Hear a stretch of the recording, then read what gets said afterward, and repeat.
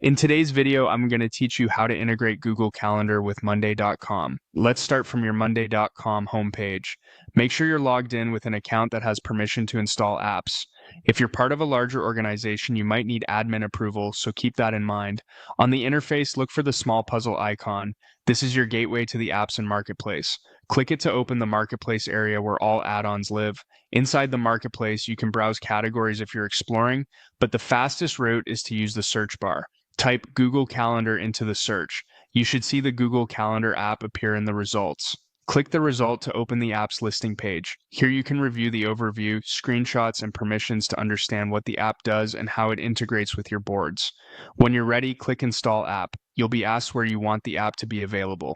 You can install it for all workspaces or limit it to specific workspaces. If your team spans multiple workspaces and you want consistent access, choose all workspaces. If you're piloting this with a smaller group or a single department, select specific workspaces and pick only the ones that need it.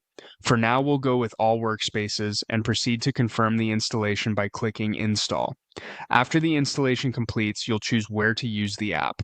Select the workspace you'll be working in, then choose the board that will host the integration or calendar view. This ensures the app is added exactly where your team manages tasks and timelines. Once you've selected the board, click into it and then choose Add App. This places the Google Calendar component within your board so it's accessible to your team as they work. A couple of quick tips as you wrap up. If you don't see the puzzle icon or marketplace, double check your permissions or refresh the page. If the installation option is grayed out, your admin may have restricted app installs, so reach out to them.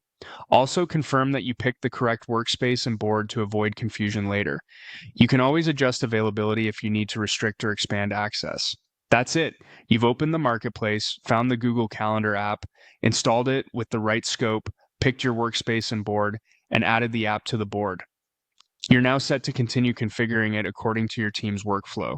Thanks for watching, and feel free to replay any section while you set this up.